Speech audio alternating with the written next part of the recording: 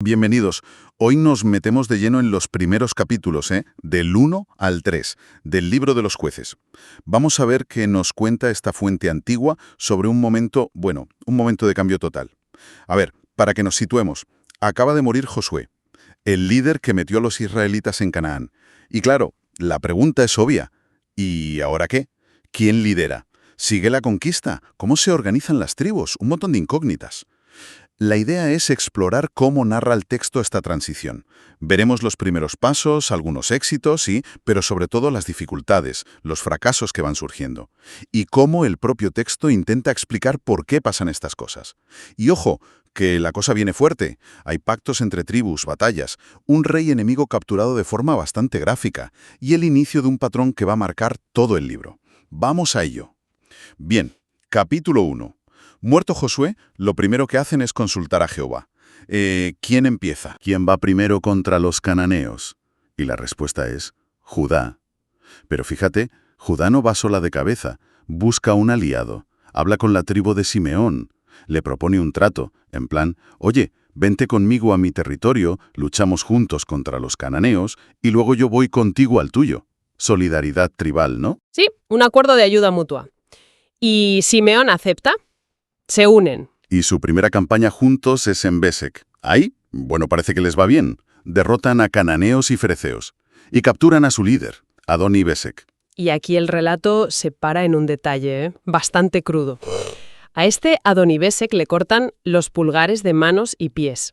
Pero lo más llamativo es lo que el texto dice que él mismo piensa o dice. 70 reyes con los pulgares cortados recogían migajas debajo de mi mesa. Como yo hice, así me ha pagado Dios. O sea, el texto lo presenta como una justicia directa, ¿sabes? Un ojo por ojo, casi. Sí. Tremendo. Y lo llevan a Jerusalén y allí muere. Exacta. Y Judá sigue. Al principio parece que arrasa. El texto dice que toman Jerusalén, que la pasan a cuchillo y fuego. Aunque esto luego veremos que hay que matizarlo. También conquistan Hebrón y Debir, que antes tenían otros nombres cananeos. Kiriat Arba y Kiriat Sefer, sí. Eso es. Y ligado a Debir sale Caleb, que ya lo conocemos. Promete a su hija Acsa al que conquiste la ciudad. Y el que lo consigue es Otoniel, que era su sobrino. Un premio de guerra, sí. Pero Acsa, ojo con Acsa, no es una figura pasiva. El relato le da voz y acción.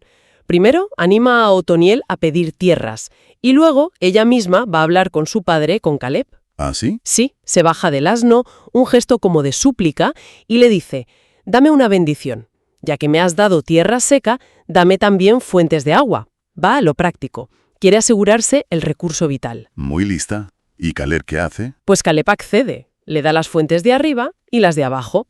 Es un pequeño relato dentro del gran relato que muestra, iniciativa femenina y la importancia del agua, claro. Pero justo después de estos éxitos viene el pero, el gran pero del capítulo. A pesar de todo, Judá no pudo echar a los que habitaban en los llanos.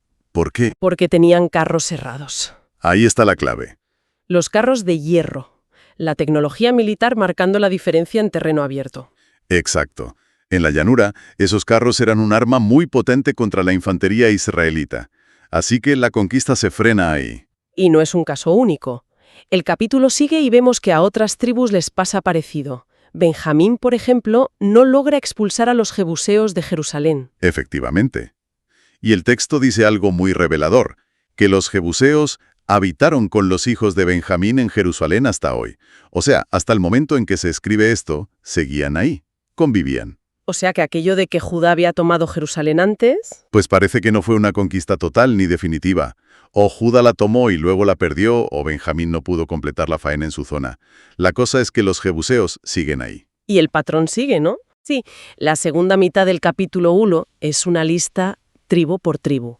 Manasés, Efraín, Zabulón, Aser, Neftalí, Dan. Y en todas se repite la historia. No expulsan a todos los cananeos de sus territorios asignados. ¿Y qué hacen entonces? Pues a veces, como Manasés o Efraín, consiguen dominarlos lo suficiente como para hacerlos tributarios, para que paguen impuestos o trabajen para ellos, pero no los echan. Se quedan viviendo juntos, digamos. ¿Una coexistencia forzada o pragmática, quizá? eso parece. Es un panorama muy distinto al ideal de conquista total que a veces se asocia a Josué. Jueces 1 nos pinta una realidad mucho más fragmentada, con éxitos parciales, limitaciones, fracasos y sobre todo esta convivencia con los pueblos locales. ¿Y por qué no los echan? ¿Solo por los carros? Bueno, el texto menciona los carros como una razón clara en el caso de Judá, en los llanos. En otros casos no lo especifica tanto, pero podemos intuir falta de fuerza, quizá falta de unidad entre las tribus o simplemente que la tarea era más difícil de lo que pensaban. Una mezcla de factores, probablemente. Vale. Esta situación de conquista a medias es la base para lo que viene en el capítulo 2. Aquí el tono cambia bastante, ¿verdad? Sí, se vuelve mucho más solemne, más teológico. Entra en escena una figura misteriosa, el ángel de Jehová, que sube de Gilgal, un lugar simbólico, a Boquim. Y trae un mensaje. ¿Qué les dice?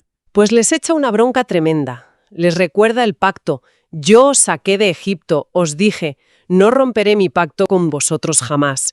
Pero les recrimina. La condición era que vosotros no hicierais pacto con la gente de esta tierra y que derribarais sus altares, pero no me habéis obedecido. O sea, la acusación es directa. Habéis incumplido el pacto. Exactamente. Por no haber completado la conquista, por no haber eliminado los cultos cananeos como se les había ordenado. ¿Y cuál es la consecuencia según el ángel? Pues una consecuencia que va a marcar todo el libro de Jueces. Les dice, por tanto, yo tampoco los echaré de delante de vosotros. Es decir, esos pueblos cananeos que no expulsasteis, Ahora se quedan. pero como un castigo divino. Dice, os serán por azote para vuestros costados y sus dioses por tropiezo. Serán una fuente constante de problemas militares, azote, y de tentación religiosa, tropiezo. Uf. ¿Y la gente cómo reacciona? Pues el texto dice que alzaron su voz y lloraron. Por eso el lugar se llama Boquim, que significa los que lloran. Es un momento de toma de conciencia, pero ya veremos si dura. Y justo ahí el texto recuerda que muere Josué y toda su generación, la que había visto las obras de Dios. Sí, marca un antes y un después muy claro. Y aquí viene el punto clave, ¿no? Y se levantó después de ellos otra generación que no conocía a Jehová ni la obra que él había hecho por Israel. El problema parece ser la desconexión generacional. Totalmente. La pérdida de la memoria histórica, de la experiencia directa de Dios. Ese es el diagnóstico que hace el narrador. ¿Y qué hace esta nueva generación? Pues, según el texto, hicieron lo malo ante los ojos de Jehová y sirvieron a los Baales. Abandonaron al Dios de sus padres y se fueron tras otros dioses, los de los pueblos de alrededor. Menciona explícitamente a Baal y a Astarot. Los dioses cananeos por excelencia. Exacto. Dioses asociados a la fertilidad, la lluvia, el poder local. Un sistema de creencias totalmente distinto al del pacto con Jehová. Servirles era romper directamente con ese pacto. ¿Y cómo reacciona Jehová según el relato? Con furor, dice el texto. Se enfada y los entrega en manos de enemigos que los saquean, los oprimen. La situación se vuelve desesperada para Israel. Por donde quiera que salían, la mano de Jehová era contra ellos para mal. Un panorama bastante negro. Sí, pero justo entonces, en medio de esa opresión, surge la figura central del libro. Mas Jehová suscitó jueces que los librasen de mano de los que los despojaban. Los jueces, que no son como los jueces de hoy, ¿verdad? No son magistrados en un tribunal. Son más bien líderes carismáticos, a menudo militares, que Dios levanta en momentos de crisis para liberar al pueblo. Caudillos temporales, podríamos decir. Vale, pero el texto dice que ni siquiera a los jueces les hacían mucho caso, ¿no? Eso es, la liberación era temporal. El texto dice que tampoco oyeron a sus jueces, sino que fornicaron tras dioses ajenos. O sea, la liberación no cambiaba el problema de fondo, la tendencia a la infidelidad religiosa. Y es aquí donde se define el famoso ciclo de los jueces, ¿verdad? Exactamente. Aquí, en el capítulo 2, queda establecido el patrón que se va a repetir una y otra vez en el libro. A ver si lo resumimos. 1. Israel peca, normalmente adorando a otros dioses. apostasía. Vale. 2. Como castigo, Jehová permite que sus enemigos los opriman. Lógico, dentro de la lógica del texto. 3. El pueblo sufre y clama a Jehová pidiendo ayuda. Llega el arrepentimiento o al menos la desesperación. 4. Jehová escucha, se arrepentía por sus gemidos, dice el texto, y levanta un juez que los libera. La intervención divina. 5. Mientras vive el juez, hay un periodo de paz, de tranquilidad. Vale. Pero 6. Muere el juez y el pueblo vuelve a las andadas. Y a menudo, dice el texto, se corrompían más que sus padres. Y vuelta a empezar el ciclo. Es un ciclo bastante pesimista, ¿no? Como una rueda que no para de girar hacia abajo. Sí, es una visión un poco sombría de la historia. El texto lo dice claro. Mas en muriendo el juez, ellos se tornaban. Nada disminuían de sus obras ni de su duro camino. Parece que no aprenden o que la tendencia al pecado es más fuerte. Y esta dinámica nos lleva ya al final del capítulo 2 y al principio del 3. Se vuelve a la pregunta de ¿por qué quedaron esos pueblos cananeos? Pero se le da otra vuelta de tuerca, ¿no? Sí, se retoma el tema, pero con una explicación teológica adicional. Se menciona otra vez la ira de Jehová porque Israel traspasa mi pacto. Y entonces se dice algo nuevo. Tampoco yo echaré más de delante de ellos a ninguna de estas gentes que dejó Josué cuando murió. Para que por ellas probara yo a Israel si guardarían ellos el camino de Jehová, o no. Ah, o sea que ahora esos pueblos no son solo un castigo. Son una prueba. Exacto. Su presencia se reinterpreta como un test deliberado de Dios, para ver si las nuevas generaciones se mantienen fieles o se desvían. El capítulo 3 empieza reafirmándolo. Estas, pues, son las gentes que dejó Jehová para probar con ellas a Israel. Una prueba de fidelidad constante. ¿Y qué pueblos serán esos? Pues menciona a los 5 príncipes filisteos, a todos los cananeos que quedaban, a los sidonios, a los heveos, vamos, los vecinos con los que iban a tener que convivir sí o sí. ¿Y cuál es el resultado de la prueba, según estos primeros versículos del capítulo 3? Pues el resultado inmediato que describe el texto es un fracaso. Dice justo después: así los hijos de Israel habitaban entre los cananeos, geteos, amorreos, fereceos, sebeos y jebuseos. ¿Vale? ¿Convivían? Y tomaron de sus hijas por mujeres, y dieron sus hijas a los hijos de ellos, y sirvieron a sus dioses.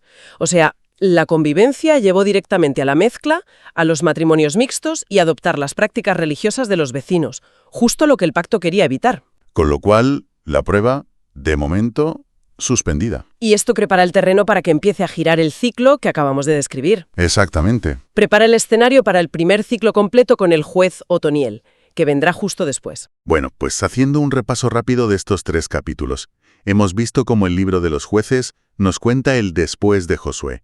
Empieza con algunos éxitos militares, sobre todo de Judá, y con historias curiosas como la de Acsa y su iniciativa. Sí, pero enseguida el panorama se oscurece. La conquista se queda a medias, muchas tribus no consiguen echar a los cananeos, ya sea por los carros de hierro, por falta de empuje o por lo que sea. Y el propio texto interpreta esto como un fallo grave, una ruptura del pacto. Y esa ruptura trae la reprimenda del ángel en Boquim y, sobre todo, pone en marcha ese ciclo tan característico del libro: pecado, opresión, clamor, juez liberador, paz temporal y vuelta a caer. A menudo peor. Un ciclo que sugiere una dificultad enorme para mantener la fidelidad a lo largo del tiempo. Y finalmente vimos cómo el texto le da una última vuelta a la presencia de los otros pueblos. Ya no son solo un fallo o un castigo, sino también una prueba divina para Israel. Una prueba que, por lo que vimos al final, parece que lleva más bien a la mezcla y a la asimilación, preparando el terreno para los conflictos que vendrán. Exacto. Entonces, para terminar, una reflexión que nos deja todo esto. Este relato de Jueces 1 a 3 nos pinta un cuadro de un ideal inicial, el pacto, que se debilita muy rápido. Vemos las consecuencias, vemos los rescates divinos, pero parece inevitable la recaída, la vuelta a los mismos errores. Pensamiento final provocador. Claro, si nos fijamos en ese ciclo tan machacón, pecado, castigo, arrepentimiento o súplica, liberación y vuelta a empezar, ¿qué nos dice esto sobre cómo veía esta fuente la memoria colectiva? Lo difícil que es, según este texto, mantener vivo un propósito, una identidad, una fe, cuando desaparecen los que vivieron los inicios. Es una pregunta sobre la fragilidad de la transmisión, ¿no? Sobre la constancia humana o la falta de ella. Algo que quizá resuena más allá de este texto antiguo. Da que pensar.